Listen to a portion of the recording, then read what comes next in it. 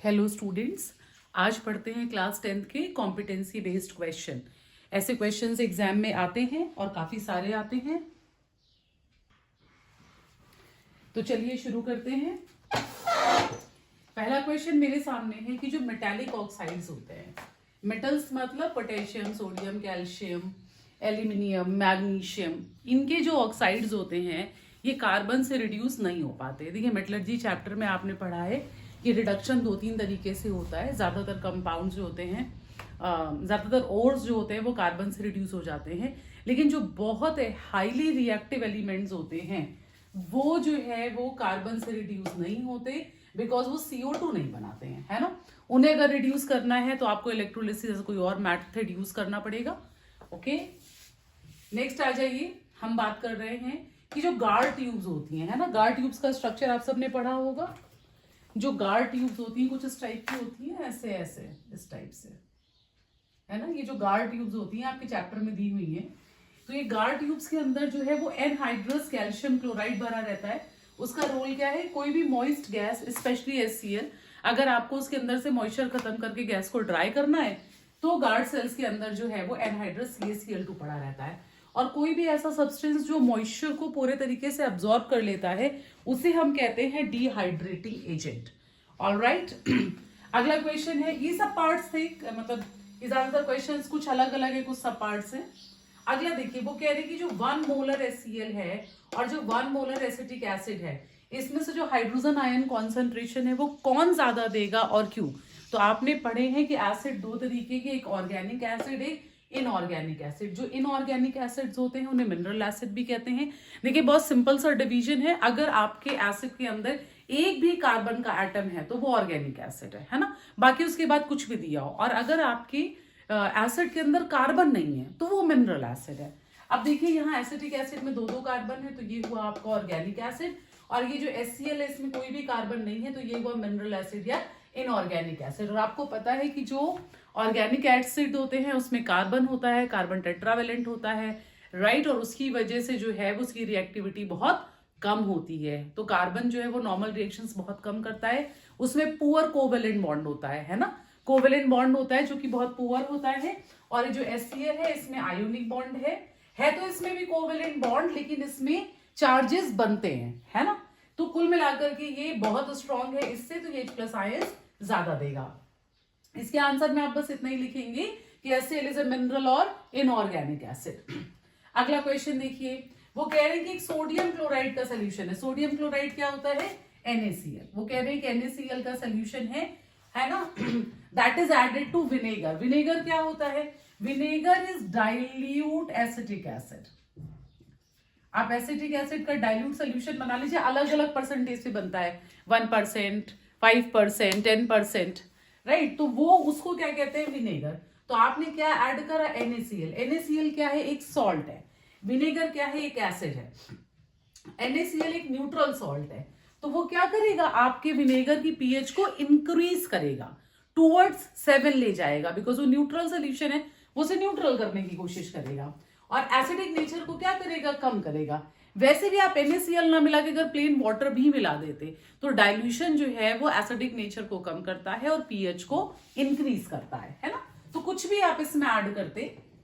चलिए अगला आइए, ऑर्गेनिक कंपाउंड है, एक ऑर्गेनिक कंपाउंड A है। उन्होंने क्वेश्चन इस तरीके से दिया था कि एक ऑर्गेनिक कंपाउंड है जिसके पास अल्कोहल ग्रुप है और 2 कार्बन है। तो आपको पता है कि 2 कार्बन के साथ अगर अल्कोहल है तो वो CH3CH2OH होगा। फिर उन्होंने कहा कि it is dehydrated with the help of concentrated H2SO4। ये हमने पिछले वीडियो में भी किया था।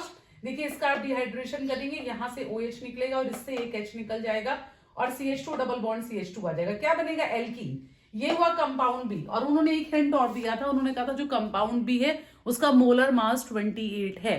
तो 2 कार्बन की एल्कीन बना के देख लीजिए, इसका एग्जैक्ट मोलर मास 28 आएगा, करके देखिए। ये CH2, ये डबल बॉन्ड CH2, एक कार्बन 12, 2 हाइड्रोजन 14, और सेम इसके लिए एक कार्बन 12, 2 हाइड्रोजन 2, ये हो गया आपका 14 2 28।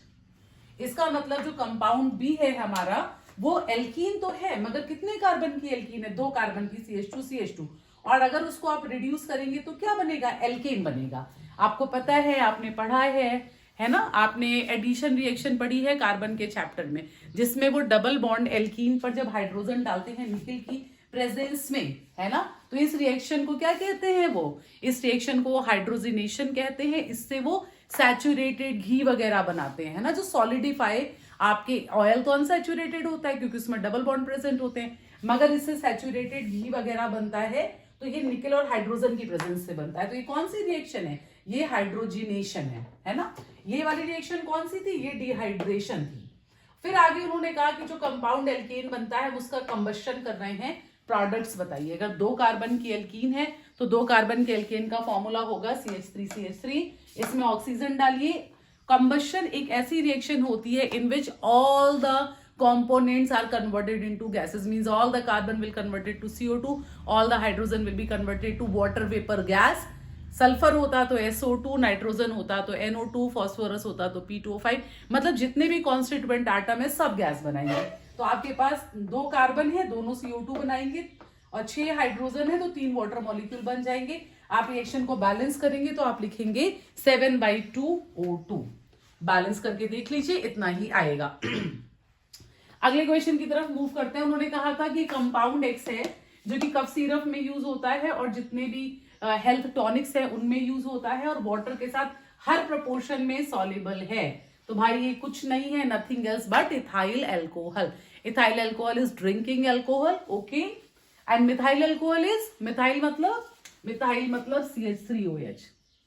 मिथाइल OH पॉइजनस होता है, highly poisonous, deadly poisonous, okay. उसके बाद उन्होंने कहा कि ये जो कंपाउंड एक्स है इसकी सोडियम से रिएक्शन होती है तो एक गैस निकलती है। गैस किस साउंड की होगी, या गैस कैसे आइडेंटिफाई करेंगे, तो देखिए ये अल्कोहल है, ये सोडियम एक स्ट्रॉन्ग बेस है। आप इससे जब रिएक्शन कराओगे, इसके 2 मॉलिक्यूल लेंगे तो एक हाइड्रोजन गैस का मॉलिक्यूल निकल जाएगा और बनेगा CH3CH2O, और हाइड्रोजन की जगह क्या लग जाएगी, सोडियम, और इसको कहते हैं सोडियम इथॉक्साइड। ये कंपाउंड इंपॉर्टेंट है, आपके लिए नया भी है, आपको याद होना चाहिए। और हाइड्रोजन गैस का आपको टेस्ट पता है कि अगर आप टेस्ट ट्यूब के माउथ पे बर्निंग मैच स्टिक ले जाएंगे तो पॉप साउंड, टक से जो बॉटल खुलने की आवाज आती है ना, वो वाली पॉप साउंड मिलेगी आपको। चलिए अगला देखिए, ये इथाइल अल्कोहल, इसी का उन्होंने KMnO4 से ऑक्सीडेशन करा। भाई देखिए ये तो रिएक्शन आपको नींद में भी याद होनी चाहिए, इतना इंपॉर्टेंट आपके लिए है कि अगर 2 कार्बन के अल्कोहल में आपने KMnO4 डाला तो ऑक्सीडेशन होकर आपको क्या मिलता है, एसिटिक एसिड। अब यहीं पर एक बात और ध्यान रखिए कि आप KMnO4 भी ले सकते हैं और आप K2Cr2O7 भी ले सकते हैं एसिडिक मीडियम में। K2Cr2O7 को क्या कहते हैं, पोटेशियम डाइक्रोमेट। KMnO4 क्या है, पोटेशियम परमैंगनेट, ओके। अगला क्वेश्चन ये था कि एक एसिड और अल्कोहल को अगर लिटमस टेस्ट से डिफरेंशिएट करना हो तो कैसे करेंगे। तो आपको पता है कि एसिड लिटमस पे रिएक्ट करेगा, अल्कोहल नहीं करेगा, और उसमें भी एसिड क्या करता है, ब्लू लिटमस को रेड में कन्वर्ट करता है। अगला क्वेश्चन था, एक कंपाउंड है उसमें वाटर डाला तो बी बनता है, और जो बी बनता है that is used in the white wash. और फिर उन्होंने कहा बी को हीट करिए तो सी मिलता है, सी में वाटर डालिए तो फिर से बी मिलता है। तो देखिए यहां से इस क्वेश्चन को कैच करेंगे। व्हाइट वॉश में जो यूज होता है वो क्या होता है, वो होता है आपका कैल्शियम हाइड्रोक्साइड, जिसको कि हम स्लेक लाइम भी कहते हैं, राइट, जिसको हम स्लेक लाइम भी कहते हैं। अब देखिए इसमें इन्होंने वाटर ए में डाल के बनाया तो डेफिनेटली ए क्या रहा होगा, कैल्शियम। चूना, उसमें पानी डालोगे तुम्हें क्या मिलेगा, कैल्शियम हाइड्रोक्साइड। कैल्शियम हाइड्रोक्साइड को हीट करोगे तो क्या मिलेगा, कैल्शियम ऑक्साइड, और कैल्शियम ऑक्साइड में फिर से पानी डालोगे तो तुमको क्या मिल जाएगा, कैल्शियम हाइड्रोक्साइड। बस यहाँ पे ये ध्यान रखना कि ए कैल्शियम है और सी कैल्शियम ऑक्साइड है ना। किसी को लग सकता है कि ये कैल्शियम ऑक्साइड होगा, नहीं, it is calcium, it is calcium oxide, okay. Next question थोड़ा अलग सा क्वेश्चन था। उन्होंने 3 कंपाउंड बनाए थे, YCl, NH4X एंड ZCO3। इसमें XYZ बताने थे, XYZ दिए थे। उन्होंने कहा था कि Y है सोडियम, X है नाइट्रेट आयन, और जो Z है वो है पोटेशियम आयन, ठीक। तो देखिए कंपाउंड क्या बना, अगर ये सोडियम है तो ये रहा NaCl, अगर X जो है वो NO3 है तो ये हुआ NH4NO3, और अगर ये Z आपका पोटेशियम है तो ये हुआ K2CO3। सबसे पहले तो ये कंपाउंड बन गया हमारे। अब उन्होंने पीएच पूछी थी, तो भाई ये तो न्यूट्रल है, इसकी पीएच 7 हो जाएगी। NH4 प्लस और NO3 में देखिए NH4 मिलेगा NH4OH से, अमोनियम हाइड्रोक्स से, और वो ठहरा बेचारा बहुत गरीब सा कमजोर सा बेस है ना, वीक बेस। और NO3 मिलेगा HNO3 से, उस पर कोई कार्बन नहीं है, तो HNO3 क्या है, मिनरल एसिड। मिनरल मतलब इनऑर्गेनिक एसिड। तो दोनों में स्ट्रॉन्ग कौन, एसिड। तो पीएच क्या होगी, लेस देन 7। ये कैसा सॉल्ट होगा, इसका नेचर होगा, this will be acidic salt. ठीक है। अगला चलिए देखिए, अगला लिया है उन्होंने पोटेशियम कार्बोनेट, और पोटेशियम कार्बोनेट में उन्होंने ब्लू लिटमस डाला। तो वो कह रहे थे कि क्या नेचर आएगा। देखिए पोटेशियम कार्बोनेट में CO3 is coming from carbonic acid, और कार्बोनिक एसिड जो होता है वो एक वीक एसिड होता है। पोटेशियम बनेगा KOH से, KOH क्या होता है, स्ट्रॉन्ग होता है। तो पोटेशियम अगर स्ट्रॉन्ग है तो ये कैसा सॉल्ट हुआ, बेसिक। और बेसिक है तो बेस ब्लू लिटमस से कोई रिएक्शन नहीं करता। अगर ये एसिड होता तो ब्लू को रेड में चेंज करता, मगर बेस पे कोई असर नहीं पड़ेगा। अगला क्वेश्चन देखिए, उन्होंने कहा ब्राइन की इलेक्ट्रोलिसिस करी। ब्राइन क्या होती है, ब्राइन इज NaCl सोल्यूशन। वैसे तो 1% NaCl सोल्यूशन को हम ब्राइन कहते हैं, लेकिन आप केवल NaCl भी कह दीजिए। कह रहे हैं इसकी इलेक्ट्रोलिसिस कर रहे हैं तो एक गैस मिल रही है कैथोड पर, और उस गैस को वो कह रहे हैं G। अब आपको पता है कि क्वेश्चन की लैंग्वेज में थोड़ा गड़बड़ था, गैस कैथोड पे नहीं, गैस एनोड पे थी, है ना, वही मैं कंफर्म कर रही थी। तो एनोड पे तो मिलेगी आपको क्लोरीन, है ना, एनोड पे मिलती है क्लोरीन, ये आपको याद होना चाहिए। देखिए ब्राइन की इलेक्ट्रोलिसिस के 3 प्रोडक्ट होते हैं और तीनों आपको याद होने चाहिए। ठीक तो क्या मिलेगा यहाँ पे, एनोड पे मिलेगी क्लोरीन, और कह रहे हैं फिर वो स्लेक लाइम से रिएक्शन करी। मैंने अभी भी आपसे कहा था कि कैल्शियम हाइड्रोक्साइड क्या होता है, स्लेक लाइम होता है।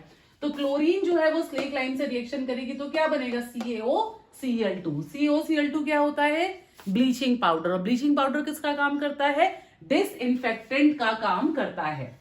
अगला देखिए, अगला है कि X एक बिल्डिंग मटेरियल है जो कि इनसॉल्युबल है वाटर में, और अगर X की रिएक्शन हम डाइल्यूट HCl से कराते हैं तो एक गैस मिलती है, और वो गैस लाइम वाटर को मिल्की कर देती है।